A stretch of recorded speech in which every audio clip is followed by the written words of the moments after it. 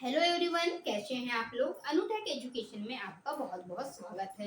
मैं अपने इस चैनल में अनुटेक एजुकेशन में आप लोगों का बहुत बहुत स्वागत करती हूँ। हमारे चैनल का नाम है अनुटेक एजुकेशन और मैं अपने सारे दर्शकों का, जितने भी मेरे व्यूअर्स हैं, आप लोगों का वेलकम है ना, वेलकम माय क्लास।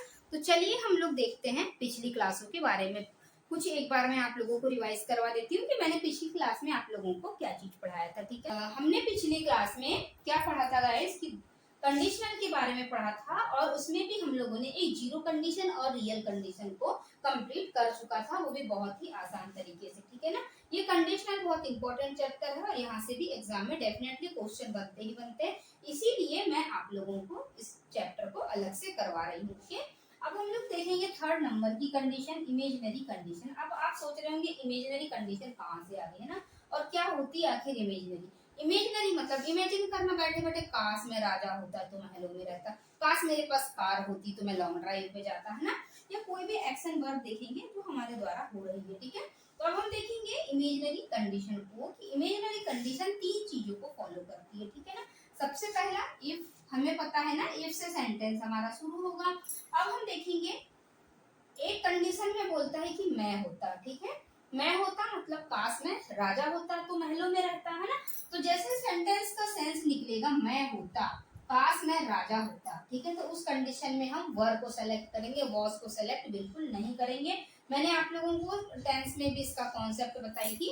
अब हम लोग इसका डिटेल देख रहे हैं। ठीक है ना, तो इसमें क्या दिया हुआ है कि काश मैं राजा होता। ठीक है, तो अगर मैं होता का सेंस निकलता है यदि हमारे पास, तो हम क्या लिखेंगे इसमें गाइस, वर का प्रयोग करेंगे। ओके, अब सेकंड स्टेप ये कहती है कि मेरे पास होता, काश मेरे पास एक कार होती तो मैं लॉन्ग ड्राइव पे जाता। ठीक है, तो ये मेरे पास होता की बात है। जब सेंस निकलेगा मेरे पास होता तो वहां हम हैड का प्रयोग करेंगे, और काश मैं होता का सेंस निकलता है वहां हम वर का प्रयोग करते हैं। ठीक है, और थर्ड रूल ये कहता है कोई भी एक्शन वर्ब है ना, कोई भी हमारे द्वारा एक्शन या क्रियाएं हो रही है जितनी भी, तो हम वहां पे वर्ब की सेकंड फॉर्म लगाएंगे। ओके, तो हम इसको एग्जांपल के थ्रू देखेंगे और पीछे हम वुड फर्स्ट फॉर्म लगाएंगे। जब हमारा सेंटेंस हो जाएगा तो हमें लास्ट में वुड फर्स्ट फॉर्म लगाएंगे, और यदि वुड फर्स्ट फॉर्म ऑप्शन में नहीं दिए तो हम वुड फर्स्ट फॉर्म भी लगाएंगे। मैं आप लोगों को एकदम सटीक और एकदम यूनिक चीजें बता रही हूँ, इससे एग्जाम में बहुत ज्यादा क्वेश्चन पूछे जाते हैं ना, तो ये मैं अपने मन से कुछ भी नहीं बता रही हूँ। मैं बहुत सारी बुकों से एनालाइज करने के बाद ही कुछ कंडीशंस कुछ नतीजे तक पहुंचती हूँ, उसके बाद ही मैं आप लोगों के लिए एक अलग अलग टाइप के सारे क्वेश्चनों को लेके आती हूँ, और बहुत सी बुकों से देखने के बाद ही मुझे एक मैटर मिलता है और उस मैटर को मैं आप लोगों के सामने प्रेजेंट करती हूँ। ठीक है, ऐसा किसी बुक में लिखा हुआ नहीं है, ये मेरा होममेड कॉन्सेप्ट है और मैं आप लोगों को बिल्कुल खुद अपने द्वारा बनाया हुआ है गाइस, है ना। तो चलिए हम देखेंगे इसको कि एग्जाम्पल के थ्रू देखते हैं हम लोग क्या कंडीशन बनती है। मैं होता, मेरे पास होता और कोई एक्शन वर्ब की। ठीक है, तो मैं होता के केस में आप वर्ब का प्रयोग करेंगे। ठीक है ना, और यदि आप मेरे पास होता की कंडीशन आती है तो हम वहाँ हेड को लगाएंगे, और कोई एक्शन वर्ब होती है तो वहाँ हम सेकंड फॉर्म, और लास्ट में हम वुड फर्स्ट फॉर्म और कुड फर्स्ट फॉर्म को लिखेंगे। ठीक है ना, तो चलिए हम देखते हैं। आप इसको अपनी कॉपी में नोट डाउन कर सकते हैं, क्योंकि हम अब बाद में देखेंगे इस, तो आप लोगों को ये याद रहना चाहिए, इसलिए आप अपनी कॉपी में से लिख लीजिए। चलिए हम एक एग्जांपल देखते हैं इसका। इफ, हमने आपको बताया था कि इफ से सारे सेंटेंस शुरू होते हैं ना, तो इफ आई, फिर दिया है ब्लैंक बर्ड, फिर लिखा है वुड फ्लाई। ठीक है ना, तो हम लोग देखेंगे गाइस इसमें कि क्या दिया है हमारे साथ इसमें कि ब्लैंक में दिया है हमारे पास में, ब्लैंक में फिल करने के लिए हमें दिया है वाज, वर, हैड और हैव। ओके, तो हमारे पास क्वेश्चन में क्या दिया है, इफ से शुरुआत होगी किसी भी सेंटेंस की, ये तो हम पहले ही बात कर चुके हैं ना, क्योंकि ये इमेजिनरी कंडीशन है। और इसमें हम लिखेंगे इफ आई, ब्लैंक दिया है बर्ड और आई वुड फ्लाई। ठीक है ना, तो अभी अभी हमने थोड़ी देर पहले देखा कि हम इमेजिन कर रहे हैं कि काश मैं क्या होती, चिड़िया होती, है ना। अब आप खुद दिमाग लगा सकते हैं कि मेरे पास चिड़िया होती तो हम नहीं बोलेंगे, है ना। तो अब आप देखिए इसमें वॉस तो आएगा नहीं, वर आएगा, हेड आएगा या हैव आएगा। ठीक है, तो मैंने अभी बताया था कि काश मैं होती के केस में हम क्या लगा रहे थे, वर लगा रहे थे वहां ऊपर, है ना। अभी मैंने आपको 3 डायग्राम के थ्रू बताया था कि मैं होती तो वर, मेरे पास होता तो हैड। ठीक है, और कोई भी एक्शन वर्ब होती तो वहां हम वर्ब की सेकंड फॉर्म लगा रहे थे। तो यहाँ सेंस निकालने वाली बात है कि ये क्या बोल रहा है यहाँ की आप अपने छत में बैठे हैं और किसी से बातचीत कर रहे हैं व्हाट्सएप में या फोन पे, ठीक है। तो आपने देखा एक चिड़िया को, वो ये छत से दूसरे छत जा रही थी, तो वहां आपने देखा कि, तो आप बोलते काश मैं भी अगर चिड़िया होती ना तो मैं भी उसी की तरह उड़ जाती, ठीक है। तो ये वही कह रहा है कि मैं होती, और मैं होती के केस में क्या होता है हमेशा, मैं होती के केस में हमेशा क्या आता है, हम वर्ब को सेलेक्ट करते हैं। अभी हमने इसके बारे में बात कर चुके हैं ना कि काश मैं अगर चिड़िया होती, बर्ड होती तो आई वुड फ्लाई। अभी हमने देखा था कि सेंटेंस के लास्ट में वुड फर्स्ट फॉर्म आएगा या वुड फर्स्ट फॉर्म नहीं है तो हम लोग वहाँ पे कुड फर्स्ट फॉर्म भी लगा सकते हैं, ओके। तो यहाँ पे वुड फर्स्ट फॉर्म की जगह यहाँ कुड फर्स्ट फॉर्म भी आ सकता था। तो आई वुड फ्लाई है ना, तो ये हो गया वुड और ये फ्लाई हो गई वर्ब की फर्स्ट फॉर्म। तो हम यहाँ पे वर्ब का प्रयोग करेंगे। यदि यहाँ बोलता आई, इफ आई ब्लैंक दिया रहता और यहाँ पे कार लिखा होता तो कार में हम क्या सेंस निकालते कि काश मेरे पास एक कार होती, है ना, कार होती मेरे पास का सेंस निकलता। जहां पास की बात हो रही थी वहां पे हम हैड को लगा रहे थे, है ना। तो चलिए हम और कुछ सेंटेंस देख लेते हैं इसके।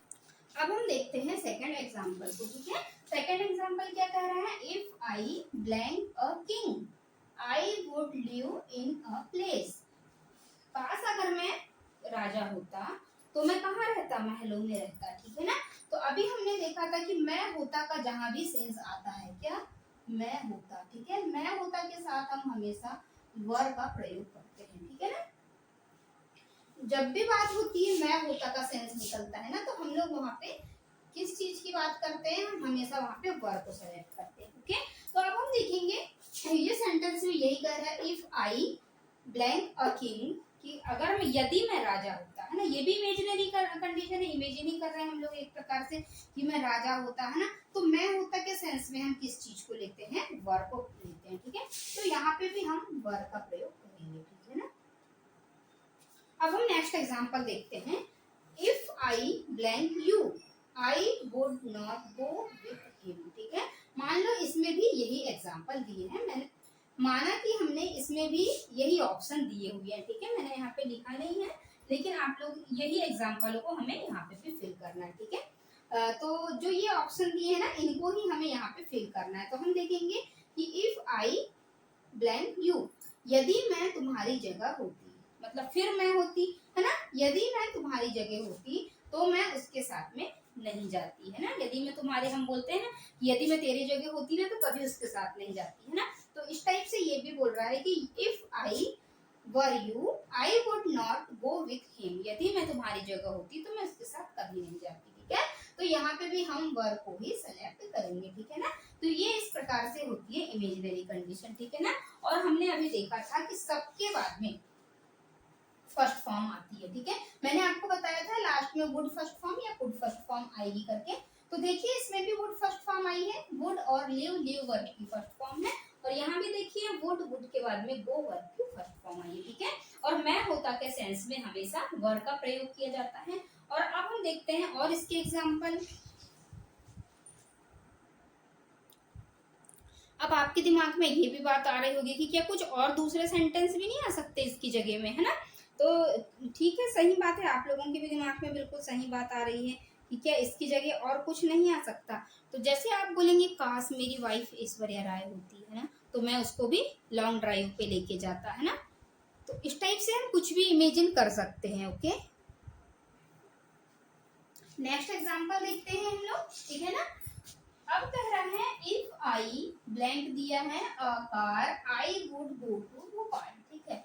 यदि मेरे पास कार होती, अभी हम क्या कर रहे थे, मैं होता के सेंस में हम क्या लगा रहे थे, वहां पे हम वर का प्रयोग कर रहे थे। लेकिन मेरे पास होता, ठीक है, मेरे पास के सेंस में क्या लगाएंगे गाइस, हमने अभी अभी पिछली थोड़ी देर पहले ही देखा था कि कोई भी चीज यदि मेरे पास होता तो मेरे पास वाली कंडीशन में हम लोग क्या चीज को लिख रहे थे, यहाँ पे हेड को लिख रहे थे, ठीक है। और सेकंड जो लास्ट वाला होता था उसके साथ पीछे हम लोग क्या लगाते थे, वुड फर्स्ट फॉर्म, ठीक है। वुड के साथ फर्स्ट फॉर्म तो लास्ट में सभी के साथ आएगी, ठीक है ना। अब हम लोग देखेंगे इसमें,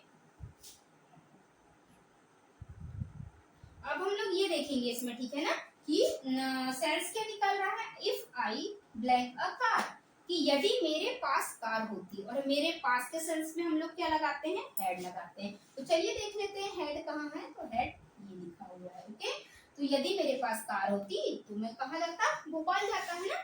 तो ये देखिए वुड, वुड के साथ में फर्स्ट फॉर्म लिखा हुआ है, ठीक है ना। तो हम लोग ये देखेंगे कि वुड के साथ में फर्स्ट फॉर्म लिखा हुआ है। ओके, तो वुड फर्स्ट फॉर्म के कारण हम लोग यहाँ पे या तो हम इधर क्वेश्चन पैटर्न चेंज कर करके भी देता है, या तो वो इधर का दे देगा तो हमें इधर फिल करना है, या इधर फिल करके दे देगा तो हमें इधर फिल करना है। लेकिन हमें कंफ्यूज बिल्कुल नहीं होना है। यदि इस तरफ हेड है तो हर किसी के दूसरे साइड वुड फर्स्ट फॉर्म आएगी ही आएगी, ठीक है ना। वुड के साथ में फर्स्ट फॉर्म, देखिए ये वुड के साथ गोबर की फर्स्ट फॉर्म लगी हुई है। ओके, अब हम सेकंड एग्जांपल देखते हैं। हमें यहाँ फिल करके दिया है, मान लो इफ आई ब्लैंक दिया, ये मतलब ब्लैंक नहीं है, ठीक है, मैंने अपने तरफ से समझाने के लिए लगाई थी आप लोगों को। यदि दिया है if I had a ring, इसने इधर फिल करके दी, यहाँ इधर फिल करके नहीं दिया था तो हमने हेड लगाए थे। अब इन्हें यहाँ पे फिल करके दे दिया है कि यदि मेरे पास रिंग होती, ठीक है ना, क्या होती, यदि मेरे पास में रिंग होती तो आई, रिंग के बाद हम लिखेंगे I would give it to you, मतलब मैं तुम्हें दे देती, ठीक है ना। तो बात वही निकली, यहाँ पे वुड और वुड के बाद फर्स्ट फॉर्म लगाना था हमें, तो हम लोग यहाँ पे लिख देंगे वुड और फर्स्ट फॉर्म, ठीक है, would first form, would give, ठीक है। फर्स्ट फॉर्म क्या है हमारी, गिव, है ना। गिव क्या गिवन होता है, तो हम यहाँ पे वुड फर्स्ट फॉर्म चाहिए थी हमें, तो वुड के बाद में वर्ब की फर्स्ट फॉर्म क्या है, गिव। तो अब हम देखेंगे यहाँ पे गिव लगा देंगे, तो वुड गिव हो गया। तो उस प्रकार ये ऐसा बनता है कि if I had a ring, यदि मेरे पास रिंग होती तो मैं I would give it to you, तो मैं तुम्हें दे देते, ठीक है ना। इस टाइप से भी क्वेश्चन बनते हैं। यदि मेरे पास कार होती तो मैं कहाँ जाता, लॉन्ग ड्राइव को चले जाता, ठीक है, या फिर भोपाल चले जाता, या कहीं भी चले जाता। ओके, इस टाइप से कुछ क्वेश्चंस बनते हैं। अब एक और एग्जांपल देखते हैं हम लोग, है ना। क्या दिया है, इफ, ठीक है ना। इसे हमने क्या मान के रखा था, सबका मालिक एक, ठीक है।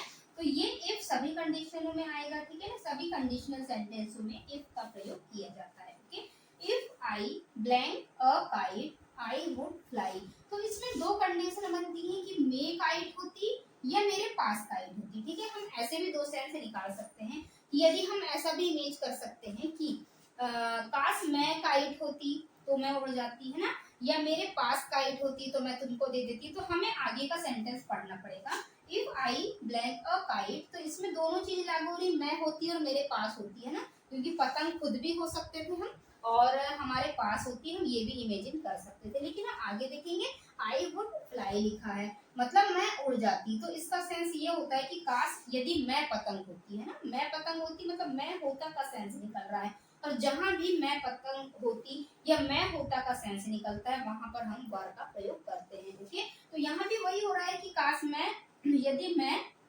एक काइट होती तो क्या होता, मैं उड़ जाती, है ना। तो हम उस कंडीशन में भी यहाँ पे हम वर को सेलेक्ट करेंगे, ठीक है। यहाँ पे अगर ऐसा लिखा रहता कि आई वुड गिव यू, है ना, अगर मैं पतंग होती तो मैं तुम्हें दे देती, ठीक है। तो मैं तुम्हें दे देती के सेंस में क्या होता, मैं पतंग, मेरे पास पतंग होती, उस कंडीशन में क्या सेंस होता, यदि गिव यू आ जाता लास्ट में, है यहाँ पे फ्लाई की जगह आई वुड गिव यू आ जाता, मतलब मैं तुम्हें दे देती का सेंस निकलता, है ना। तो मेरे पास पतंग होती तो मैं तुम्हें दे देती, तो उस कंडीशन में क्या था, यहाँ पे हम हैड का प्रयोग करते। पर यहाँ पे क्या हो रहा है कि आई वर अ काइट, है, if I were a kite, यदि मैं पतंग होती तो मैं उड़ जाती, ठीक है ना। वहां देने की बात नहीं कर रहा, देने की कंडीशन अगर होती तो हम उस कंडीशन में बोलते कि मेरे पास होती तो मैं दे देती, लेकिन यहाँ अगर मैं होती तो मैं उड़ जाती। तो हम बार बार यही चीज को रिपीट कर रहे हैं कि यदि मैं पतंग होती तो मैं उड़ जाती, और मेरे पास होती तो मैं तुम्हें दे देती, है ना, दो कंडीशन फॉलो हो रही थी। तो यदि मैं होती के सेंस में वर का प्रयोग, और अगर मेरे पास होती के सेंस में हम हैड का प्रयोग करते हैं। ओके, एक सेंटेंस इसमें ये भी बनता है कि इफ दिया है शुरू में, इफ सी ब्लैंक खालिस्तानी, है ना, ये ब्लैंक दिया है me I would attend the party. अब हम इस चीज को देख के समझ जाएंगे कि इधर यदि वुड फर्स्ट फॉर्म लिखा हुआ है ना, इधर वुड फर्स्ट फॉर्म दिया है, तो अब हम इधर क्या देखेंगे, इधर भी हमको वर्ब की फर्स्ट फॉर्म देखना पड़ेगा, ठीक है। तो इसका सेंस हम कैसे निकालेंगे कि यदि तुम मुझे, यदि वह मुझे इनवाइट करती तो मैं पार्टी में जरूर आती, है ना, या हम पार्टी को जरूर अटेंड करते। तो हम यहाँ इनवाइटेड तो लिखेंगे नहीं क्योंकि वर्ब की थर्ड फॉर्म यहाँ हैज हैव के साथ है ही नहीं है, और विल इनवाइटेड की हमें जरूरत ही नहीं है क्योंकि हम ऑलरेडी हमारे पास वुड लिखा हुआ है, ठीक है। तो हम ये लिखेंगे यहाँ इनवाइट, इफ यदि वह मुझे इनवाइट करती तो क्या होता है कि मैं पार्टी अटेंड करती या हम लोग पार्टी में जरूर आते, ओके। तो हम यहाँ पे इनवाइट को फिल कर देंगे, ठीक है ना। सेंस निकालने की बात होती है, यदि तुम मुझे पार्टी में इनवाइट करते तो मैं पार्टी में जरूर आती, ओके। तो इस टाइप से कुछ कॉन्सेप्ट रहते हैं और ये सारे एग्जाम्पल एग्जाम में बेस होते हैं, है ना, एग्जाम के अकॉर्डिंग ही है ये। तो आप लोग प्लीज इनको भी अच्छे से देखिएगा क्योंकि इस टाइप के ही क्वेश्चन एग्जाम में ज्यादातर बनते हैं, ओके। अब हम इससे पहले हम लोगों ने अभी थोड़ी देर पहले क्या देखा था, इमेजिनरी कंडीशन को देखा था, ठीक है ना। अब हम लोग फोर्थ नंबर पे आती है हमारी impossible condition, okay. Impossible condition, इसका नाम इम्पॉसिबल कंडीशन आखिर क्यों पड़ा, तो देखते हैं हम। इम्पॉसिबल मतलब असंभव, असंभव मतलब अब कुछ हो ही नहीं सकता, बिल्कुल असंभव बात है, ठीक है ना। हम चांद पे नहीं जा सकते, ये बिल्कुल असंभव बात है, ठीक है। तो इसी प्रकार इम्पॉसिबल कंडीशन होती है कि अब कुछ नहीं हो सकता। तो हम इसको कुछ एक एग्जाम्पल के माध्यम से देखते हैं, छोटे से, एक छोटे से एग्जाम्पल से हम इसको याद रखेंगे, ठीक है। कैसा एग्जाम्पल है, चलिए हम देखते हैं, ठीक है। सबसे पहले एक रेलवे स्टेशन है ये, ठीक है। ये है हमारी ट्रेन की पटरी, ओके। ये एक रेलवे स्टेशन है यहाँ पे, या एक ये ट्रेन की पटरी है हमारी, ठीक है ना। यहाँ पे एक आदमी बड़े मजे से चाय पी रहा है, ठीक है ना। वो रेलवे स्टेशन में आप लोगों ने देखा होगा कि हर जगह जगह पे टी स्टाल लगे होते हैं, वहाँ पे बैठ के हम लोग चाय बिस्किट खाते हैं या जो भी, तो वो, ठीक है। यहाँ पे एक टिकट घर है, ठीक है ना। ये रेलवे स्टेशन है, यहाँ पे एक टिकट घर है और एक आदमी उधर से जल्दी जल्दी आता है दौड़ के, यहाँ से टिकट खरीदता है और बिल्कुल दौड़ते दौड़ते भागते भागते भागते पहुंचता है कहाँ, ट्रेन की पटरी के पास, ठीक है ना। और देखता है कि बस वो पहुंचा ही है कि जस्ट ट्रेन छूट जाती है, ठीक है, और ट्रेन रुकती नहीं है। तो जो साइड वाला चाय पीने वाला जो आदमी रहता है ना, वो बस देखते रहता है कि वो देखते रहेगा और फिर आखिर बोलता है कि भैया अगर आप थोड़े से जल्दी आ गए होते ना तो ट्रेन आपको मिल गई होती, है ना। आपके स्टेशन पहुंचने से पहले ही ट्रेन निकल चुकी, या पटरी पे पहुंचने से पहले ही आपके ट्रेन निकल चुकी थी, ठीक है। तो अब उसको आप ऐसे थोड़ी ना बोलोगे कि अब तो कुछ हो ही नहीं सकता, असंभव बात है। कोई हमारा रिश्तेदार तो वो है नहीं कि हमारे मामा जी, फूफा जी, जिया जी जो भी होंगे, तो हम बोलेंगे कि रुको रुको ट्रेन को वापस लेके आओ, हम बैठेंगे फिर हम आगे बढ़ेंगे, ठीक है ना। ऐसा तो होगा ही नहीं, मतलब ट्रेन एक बार निकल गई तो वापस वो कभी पटरी पे आती नहीं, मतलब वो एक इम्पॉसिबल बात हो गई, ठीक है। तो अब ये कुछ बचा ही नहीं है ना कुछ कहने के लिए, इम्पॉसिबल है कि अब ट्रेन वापस नहीं आ सकती और ट्रेन छूट गई तो छूट गई, है ना। इस टाइप का ये एग्जाम्पल था और ये एक इम्पॉसिबल कंडीशन का एग्जाम्पल था। आई होप आप लोगों को समझ में आया होगा ये एग्जाम्पल। बताया था यदि ठान लिए तो जीत है और मान लिए तो हार है गाइस, है ना। यदि आपने ठान लिया कि आपको इम्पॉसिबल कंडीशन समझ में आएगी तो आपको आएगी, और यदि आपने ठान लिया कि ये हमें नहीं समझ में आती, ठीक है, यदि आपने ये मान लिया कि मुझे समझ में नहीं आती तो आप हार गए, है ना। यदि ठान लिया तो जीत है और मान लिया तो हार है। नहीं समझ में आ रहा है, ये मान लिया आपने तो आप हार गए, ठीक है। तो ऐसी कोई चीज बनी ही नहीं है जो हमें समझ में नहीं आती है, ओके। तो अब हम इसका इम्पॉसिबल कंडीशन का एक देखते हैं क्वेश्चन, ठीक है। इसके एरर वाले सबसे ज्यादा क्वेश्चन पूछे जाते हैं क्योंकि ये थोड़ा सा बड़ा होता है ना, मतलब बड़ा स्ट्रक्चर है इसका, तो क्वेश्चन भी थोड़े से बड़े आते हैं, सबसे ज्यादा एरर इसी में से बनती है ज्यादातर हमारी। तो इम्पॉसिबल कंडीशन में एरर बहुत ज्यादा बनती है, ठीक है। तो देखते हैं क्या एरर लिखा है। If she have work hard she would have top the university और नो एरर। एग्जाम में हमें चार 4 ABCD करके 4 दिए हुए होते हैं, 4 सेंटेंस हमारे, और उसमें से हमें देखना होता है कि कौन सी एरर होती है, ठीक है। तो ये इस लड़की की बात कर रहा है कि यदि इसने थोड़ी सी वर्क हार्ड किया होता, ज्यादा मेहनत करी होती, तो she would have top the university, तो उसने यूनिवर्सिटी में टॉप किया होता, ओके। मतलब थोड़ी सी ज्यादा मेहनत की होती इसने तो ये यूनिवर्सिटी में टॉप कर लेती, है ना। तो ये अब उसने मेहनत की नहीं, टॉप की नहीं, मतलब इम्पॉसिबल कंडीशन में असंभव हो गया कि अब तो कुछ इसका हो ही नहीं सकता, है ना। जैसे हम लोग एक हार मान के बैठ जाते हैं कि नहीं अब तो हमें समझ में आ ही नहीं रहा है, बिल्कुल असंभव है कि हमें इंग्लिश तो कोई पढ़ा ही नहीं सकता, समझा ही नहीं सकता, तो हम लोग ऐसा सोच लेते हैं, तो ऐसा हो जाता है, फिर तो कुछ हो ही नहीं सकता, है ना। इसलिए इसे इम्पॉसिबल कंडीशन बोलते हैं, ओके। अब हम देखेंगे इसमें एरर कहाँ है, ठीक है। अब आपको एरर फाइंड आउट करना है। अभी मैंने आपको थोड़ी देर पहले इम्पॉसिबल कंडीशन का स्ट्रक्चर बताया था कि इफ के बाद इधर हैड, इफ के उसके बाद इधर हेड थर्ड फॉर्म आती है, तो इधर वुड हैव थर्ड फॉर्म आती है, ठीक है ना। तो अभी अभी हमने ये स्ट्रक्चर देखा था, तो चलिए हम मिलाते हैं। इफ तो मिला हमें, ठीक है, सी। अब यहाँ हैव आया, जबकि हमें क्या चाहिए था, यहाँ पे हैड चाहिए था, ठीक है। हेड थर्ड फॉर्म में मिली हमें, ठीक है ना, तो ये हेड थर्ड फॉर्म मिल चुका हमें। हमें वर्ब की थर्ड फॉर्म मिल गई ना, तो ये हेड थर्ड फॉर्म हो गया यहाँ। अब हम आगे चले तो हमें क्या मिला, थोड़ी देर बाद हमें क्या मिलना चाहिए, वुड हैव थर्ड फॉर्म। तो ये हमें मिला, वुड भी मिला, हैव भी मिला, और इसमें थर्ड फॉर्म भी मिला हम लोगों को, है ना। तो ये स्ट्रक्चर यहाँ पे फॉलो हुआ। तो जब भी हम ऐसे वुड हैव थर्ड फॉर्म और हैड थर्ड फॉर्म वाले सेंटेंस देखते हैं, तो हमें एकदम से याद आ जाना चाहिए कि इम्पॉसिबल कंडीशन का आखिर स्ट्रक्चर क्या कह रहा था, ठीक है ना। तो ये हमने यहाँ पे हमारे इस वाले पार्ट में एरर है, हैव की जगह यहाँ पे had, she had third form हो जाता है यहाँ पे। सी हैड थर्ड फॉर्म के मतलब if she had work hard she would have top the university. यदि वह थोड़ी सी मेहनत कर लेती तो वो यूनिवर्सिटी में टॉप कर लेती, ओके। इस टाइप के क्वेश्चन इम्पॉसिबल कंडीशन में जनरली पूछे जाते हैं, ओके। तो गाइस आई होप आप लोगों को समझ में आई होंगी ये चारों कंडीशनल, ठीक है ना, कि कौन कौन सी हमारी कंडीशनल थी। सबसे पहले जीरो कंडीशन थी, उसके बाद हमने रियल कंडीशन को देखा, फिर उसके बाद थर्ड नंबर पे हमने इमेजिनरी कंडीशन को देखा, और हम फोर्थ नंबर पे हमारी इम्पॉसिबल कंडीशन आती है, ठीक है। तो हमने जीरो कंडीशन में क्या देखा था कि दोनों तरफ प्रेजेंट सिंपल आ रहा था हमारा वर्ब की फर्स्ट फॉर्म के साथ ऐसे आई है, ठीक है। फिर रियल कंडीशन में हमने देखा था कि एक तरफ वर्ब की फर्स्ट फॉर्म के साथ एस के ईएस मतलब प्रेजेंट सिंपल, और दूसरी तरफ आ रहा था फ्यूचर सिंपल, ठीक है ना। अब हमने जब इसका इमेजिनरी कंडीशन देखा था, तो वही मैं होता, मेरे पास होता, है ना, और कोई ऐसी एक्शन वर्ब हो रही थी, तो मैं होता तो वर्ब लगा रहे थे हम, मेरे पास होता तो हम हेड का प्रयोग कर रहे थे। वो थर्ड नंबर की कंडीशन थी। अब हमारी लास्ट कंडीशन आती है इम्पॉसिबल कंडीशन, ठीक है ना। और इम्पॉसिबल कंडीशन में हम देखेंगे कि यदि ऐसा होता तो ऐसा हो जाता, ठीक है ना। यदि तुम मेहनत करते तो जरूर पास हो जाते, ये यूनिवर्सिटी में टॉप कर लेते। तो इसका स्ट्रक्चर होता है इफ हैड थर्ड फॉर्म, फिर आता है वुड हैव थर्ड फॉर्म, ठीक है ना। तो आई होप आप लोगों को ये चारों कंडीशनल के सेंटेंस समझ में आया होगा। मुझसे जितना हो सका मैंने बहुत आसान से आसान तरीका आप लोगों के लिए लेकर आया, क्योंकि इतना आसान तरीका किसी भी बुक में नहीं लिखा होता है। स्ट्रक्चर होता है बस, हो गया, उससे ज्यादा कुछ नहीं। तो मैंने एग्जाम्पल के थ्रू आप लोगों के सामने प्रेजेंट किया। तो ठीक है फ्रेंड, अब आज हमारा ये कंडीशनल का टॉपिक खत्म हो चुका है। अब हम अगली क्लास में देखेंगे वॉइस स्टार्ट करेंगे। हमने टेंस को फाइनली कंप्लीट कर चुका है, स्कूल बेस्ड और कंपटीशन बेस्ड पे, है ना।